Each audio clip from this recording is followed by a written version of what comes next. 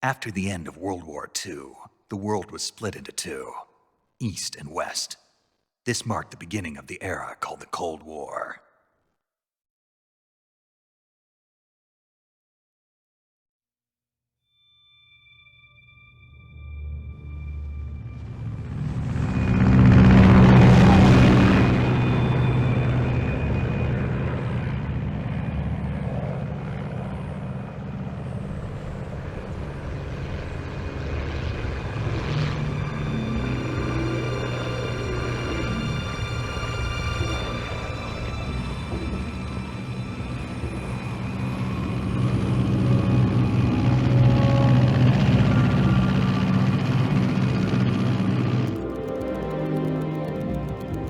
Pakistan, altitude 30,000 feet. Approaching Soviet airspace. 20 minutes to drop off. Commencing internal depressurization. Equipment check. Arm main parachute. All right. You ready to go? Drop zone still showing a high pressure mass. Cav okay. Good. We've got high visibility.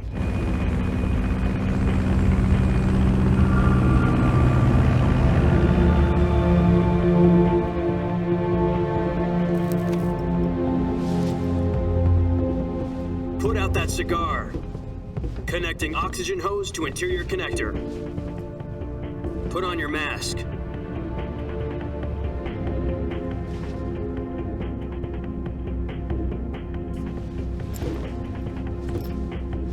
Does this panty waste know what he's doing? Approaching release point. 10 minutes to drop off. Hey, are you deaf? He said put out the cigar and put on your mask.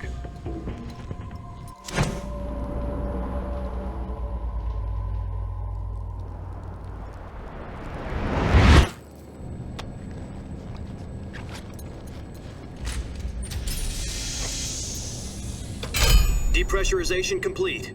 Checking oxygen supply. 6 minutes to drop off. Opening rear hatch.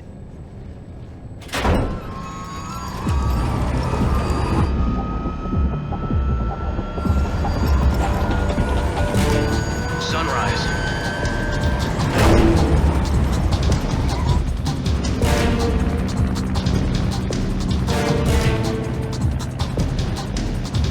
External temperature minus 46 degrees Celsius.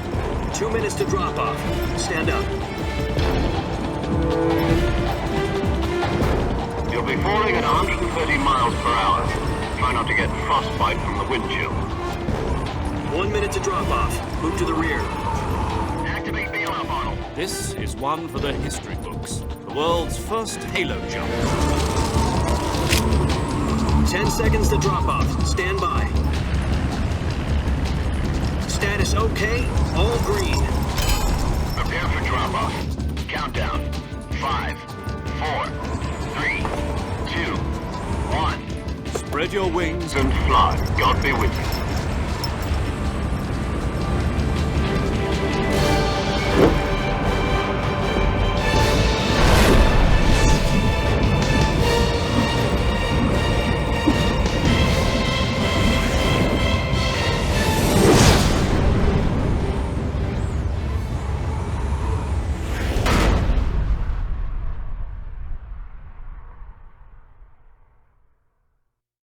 Jack, I've got some important news. The head of the CIA has finally given us the green light for the Virtuous mission. Virtual mission? No, the Virtuous mission. The future of our Fox unit depends on it. If it succeeds, we'll be officially organized into a unit. Virtuous mission? Sounds like some kind of initiation ritual. You know, don't get cocky. This isn't a training op. Right. So what exactly is this wonderful mission? Well, about 2 years ago, a certain Soviet scientist requested asylum in the West through one of our moles. His name is Nikolai Stepanovich Sokolov. He's head of the OKB-754 Design Bureau, one of the Soviets' top-secret weapon research facilities, and the East's foremost expert on weapons development. Sokolov? Isn't he that famous rocket scientist? The very same. On April the 12th, 1961, the Soviets achieved the first manned spaceflight in history. The Earth was blue, but there was no God. Well spoken.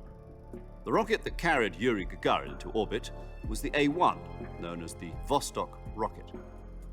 Sokolov is said to be the man most responsible for the multi-engine cluster used in that rocket.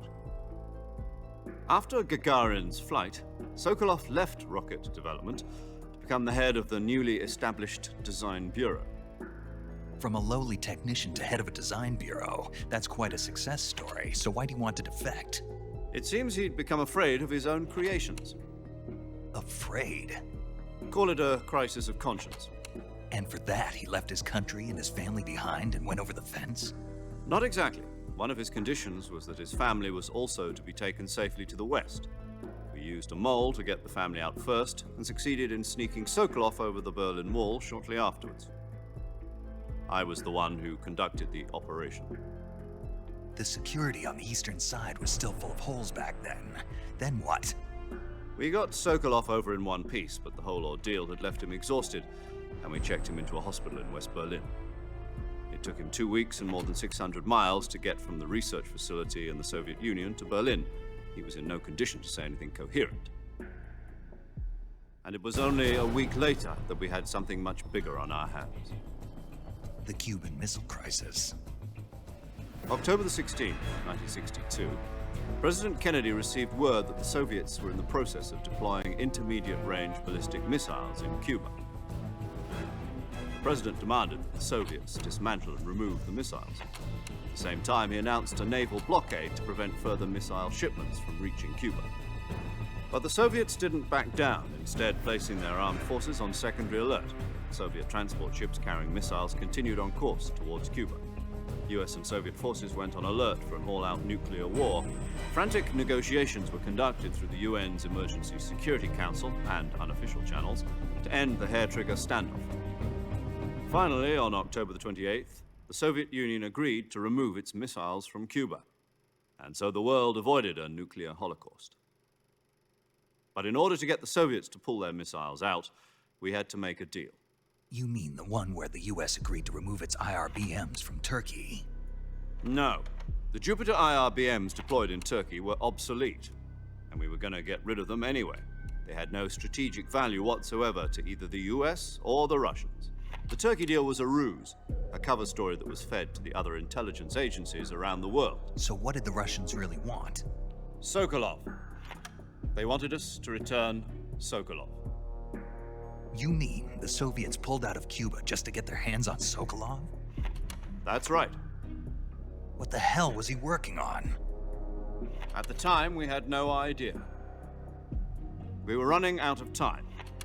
It was either give up Sokolov or risk full-scale nuclear war. In the end, we had no choice. President Kennedy gave in to Khrushchev's demand. The next day, I got Sokolov out of the hospital, handing him over to agents on the eastern side.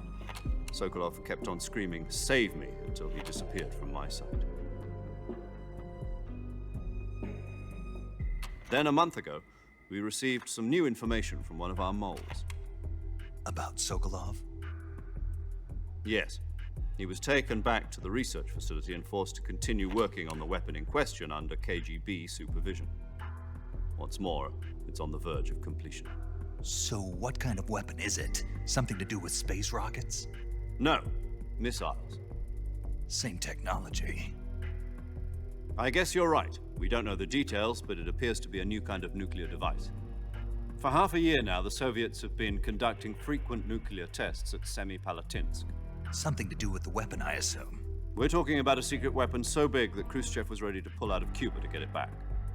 Is Sokolov still in the facility? No. According to our intelligence, he's in Selinoyarsk, a place in the mountains about 3 miles to the west that's known as the Virgin Cliffs. The Virgin Cliffs. Nice name for a virtuous mission. They moved him there just recently. Why? Apparently, they're conducting a field test of the weapon, but it's our best chance to get him back. This mission would never have been possible if he was still in the research facility. This is our last chance. Sokolov must have known that too when he contacted us.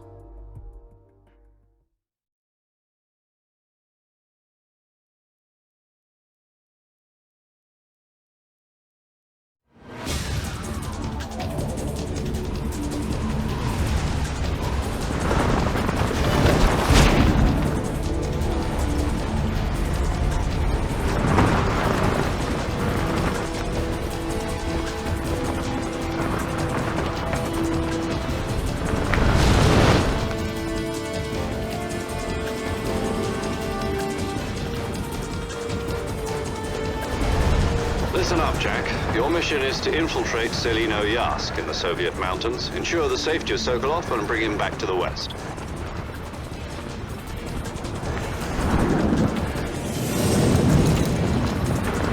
If we don't get Sokolov back before that weapon is complete, we'll be facing a major crisis. The clock is ticking.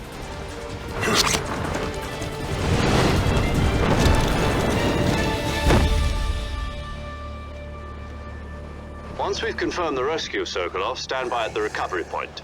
A recovery balloon will be dropped at that point. Helium will be pumped into the balloon to inflate it. The process takes about 20 minutes. Once it's complete, the gunship's arm will latch onto the balloon and pull it up. The Fulton surface-to-air recovery system. I'm familiar with the theory. Take it easy. It's been combat-proven. Do you think Sokolov is up to it? The shock will be less than during a parachute jump, and the arm can handle up to 500 pounds. So you're planning on going over the border in a single combat Talon? She's equipped with two 6-barrel 20mm Vulcan cannons, as well as two 40mm machine guns. Sounds like she could hold her own against a battalion of tanks. Even with the fuel in the reserve tank, we're facing a 4-hour time limit. If all goes well, it shouldn't take more than a few hours. Home in time for dinner. But if anything goes wrong, You'll be eating dinner, breakfast, and all the rest of your meals in the jungle.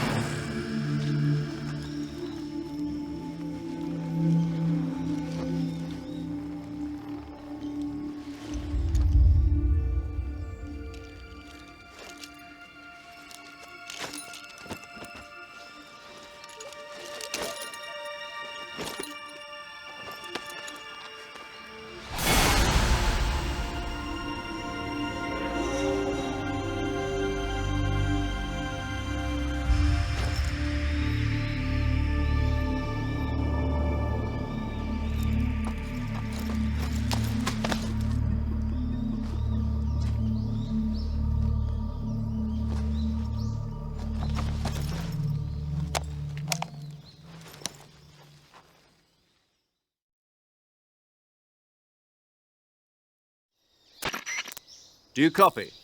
You're already in enemy territory, and somebody might be listening in. From here on out, we'll be using code names to refer to each other. Your code name for this mission will be Naked Snake. I'll be referring to you as Snake from now on. You're not to mention your real name. Snake? Oh, you don't like snakes? What do you mean? You've eaten one before, haven't you? In survival training? I'm glad to hear that. I don't know if I'd ever order one in a restaurant, but... Be careful, you might not have a choice. What about you, Major? What should I call you? Let's see. I'll be Tom. Call me Major Tom. This will be a sneaking mission. You must not be seen by the enemy. You must leave no trace of your presence. Is that clear? This kind of infiltration is the Fox unit's speciality. In other words, weapons and equipment are procured on site. That goes for food as well. You're completely naked, just as your name implies.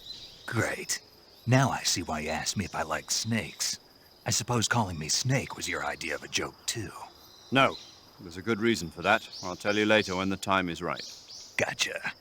Getting back to the subject, how exactly am I supposed to feed myself? You've been issued a knife and a tranquilizer gun. Use them to hunt for food. You'll also find some medical supplies in your backpack. Yeah, about the backpack. I lost it in a tree on the way down. I see. Well, you'd better go back and get it then. You know where it is? No problem. I can see it from here. It's stuck on a branch. To climb a tree, stand in front of a tree that's covered in ivy and press the action button. I'll be monitoring your progress over the radio. We can't risk violating Soviet airspace, but I'll be in the gunship. My frequency is 140.85. I'll give you a call if I need to talk to you. If you need to talk to me, use the send function. Okay, Snake, go get your backpack.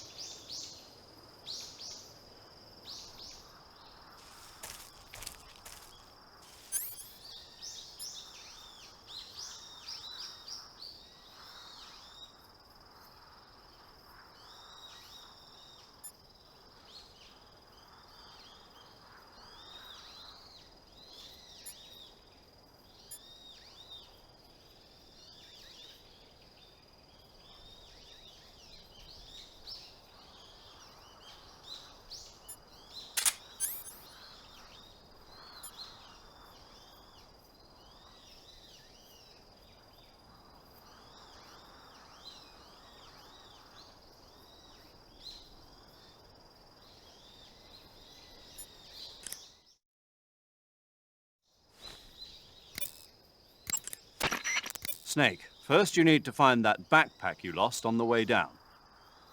Your backpack got caught on a tree to the north. Try heading in that direction. Snake, you said your backpack got caught on a tree branch, right? Yeah, Was there ivy growing on the tree? there was, but Perfect. perfect. Indeed. You can climb any ivy-covered tree by standing in front of the ivy and pressing the action button. Climb the tree and retrieve your backpack.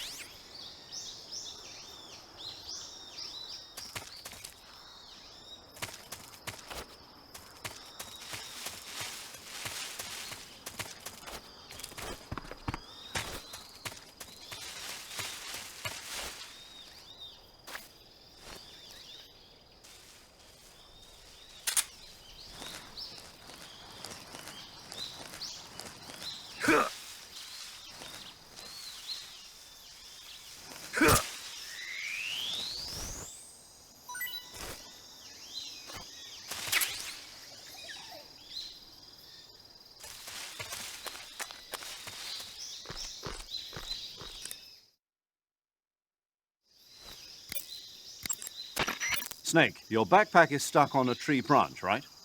Climb the tree and get it back. You can climb any ivy-covered tree by standing in front of the ivy and pressing the action button.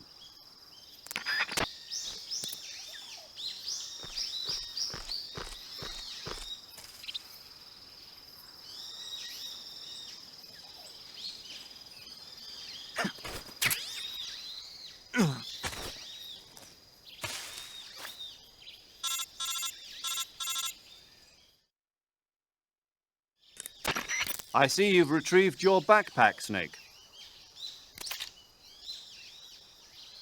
To equip a weapon, it's necessary to take it out of your backpack. In the survival viewer, choose Weapon from the backpack. Your available weapons will be displayed in a window in the upper left. From that list, choose the weapon you want to equip and press the Enter button. For other equipped items, just do the same thing from Item. Got it. Use the survival viewer backpack. Yep, that's right. Survival is fundamental to this mission. After you've been out in the field for a while, your stamina will start to drop. If your stamina gets too low, it'll affect your performance. You won't be able to shoot accurately, for example, and your wounds won't heal as smoothly. Keep an eye on your stamina so you don't run out. To recover lost stamina, you can hunt for local flora and fauna. You can use either your tranquilizer gun or your knife to hunt. My only weapon is a Mark 22 Hush Puppy tranquilizer gun? That's right. It's been fitted with its own suppressor. However, the suppressor will deteriorate every time you fire. Once its durability reaches 0, the noise suppression effect will be gone. So don't get too trigger happy with it. The suppressor's durability is shown in the icon. Any weapons and equipment beyond what you're carrying now, you'll have to find as you go. I have to find my own weapons and equipment? Whose crazy idea was this anyway? Solo covert actions are standard Fox operating procedure. You can't leave any traces of your presence. No weapons, equipment, footprints, sweat, or bodily waste. The same goes for bullets and cartridges, too. Your presence in enemy territory is already a violation of international conventions of warfare. There aren't supposed to be any American soldiers in Russia. It could spark an international incident. You can't let anyone see you. You can't let the enemy know you're there. This is a stealth mission. You're a ghost, Snake, in every sense of the word. And there'll be no rescue if you're captured.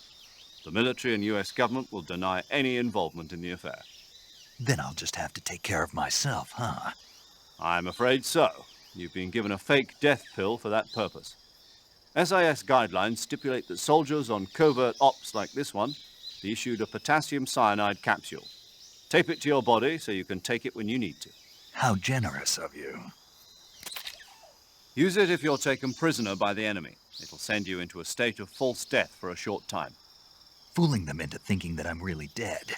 So how do I come back to life? Just take the revival pill. You mean that thing they put in my tooth before the mission? That's the one. But be careful. If you remain in a state of false death for too long, nothing will be able to bring you back. Remember that.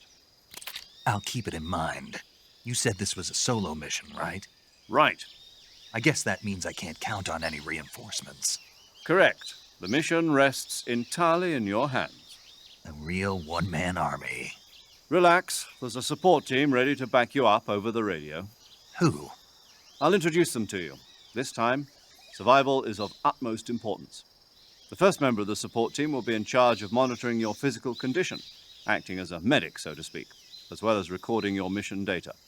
She's a member of Fox as well, and she's here on the gunship with me. She. Hello, Snake. I'm paramedic. Nice to meet you. Paramedic. As in a medic who comes in by parachute. Aren't you going to tell me your real name? Are you going to tell me yours, Mr. Snake? My name, huh? It's John Doe. And they call you Jack for short. You're a regular Captain Nemo. A name means nothing on the battlefield. After a week, no one has a name. What's your name? Jane Doe. Very funny. I wasn't joking, but I'll tell you my name only if you manage to make it back alive. My frequency is 145.73. She's also in charge of recording your mission data. Whenever you want to save, send a message over the reserved save frequency, 140.96. So saving lets me record my mission data. That's right. It also records the state of your health. Good to know. There's one more person I want to introduce you to, Snake.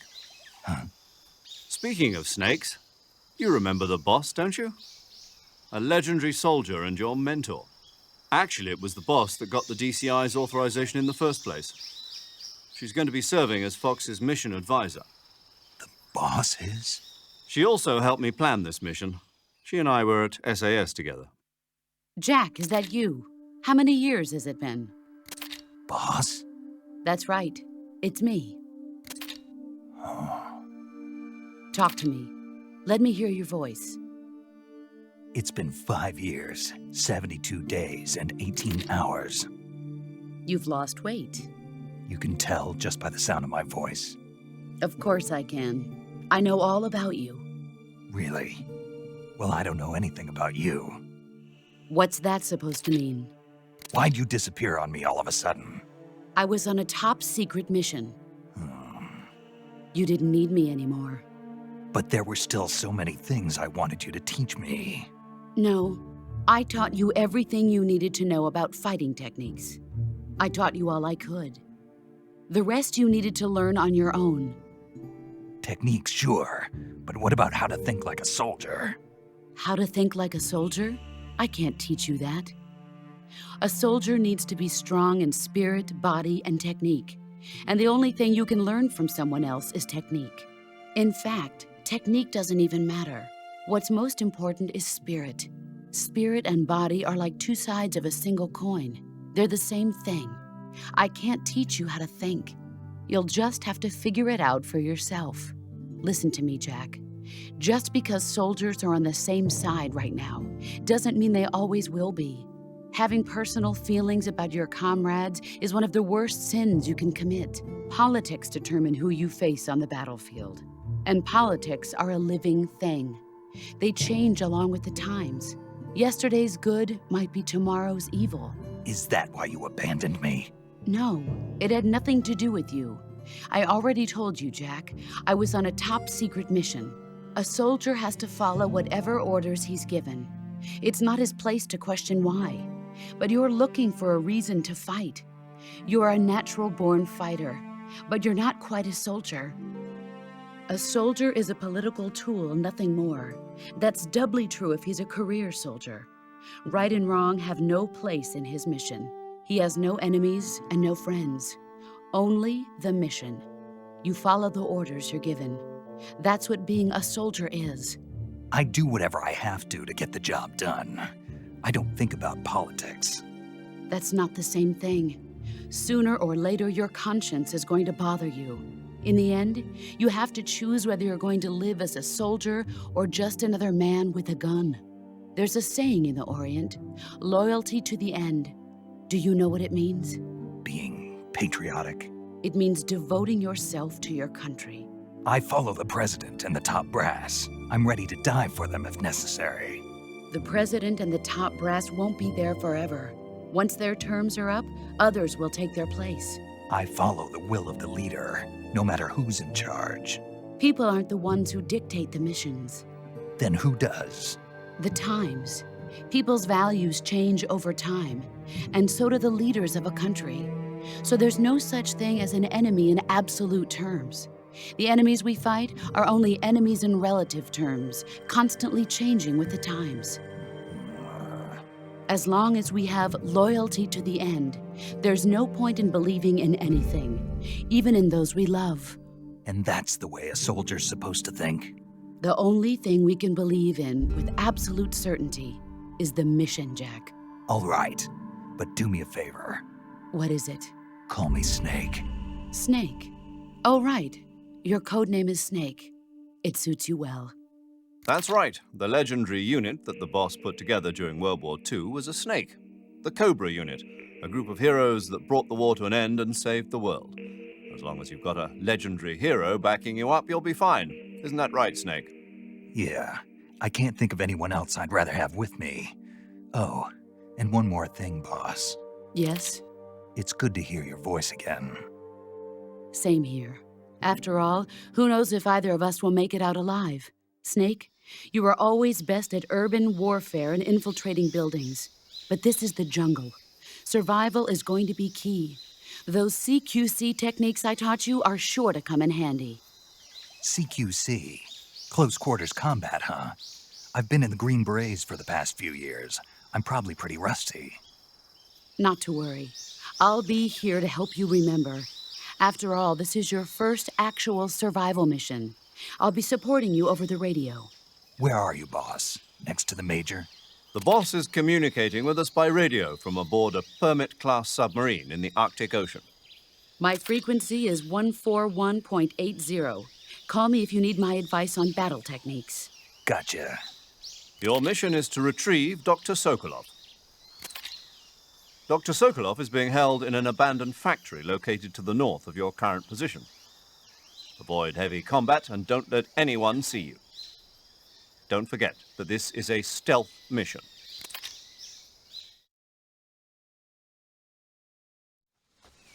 Snake, try to remember some of the basics of CQC.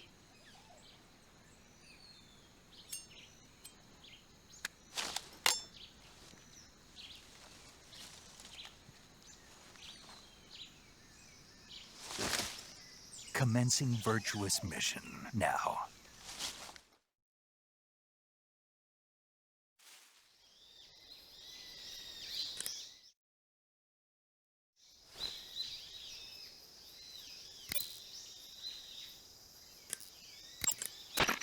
Saving the game, Snake?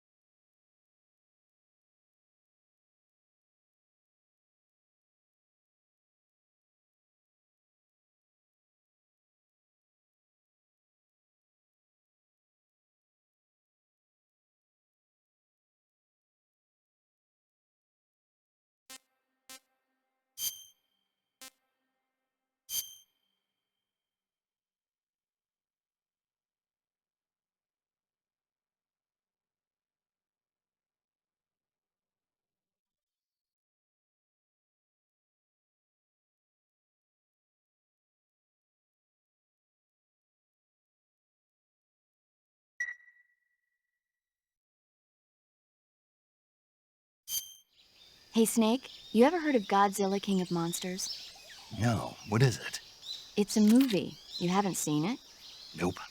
It's about this monster called Godzilla, who grows to an enormous size in a nuclear test and goes on a rampage in Tokyo. Nuclear test, huh?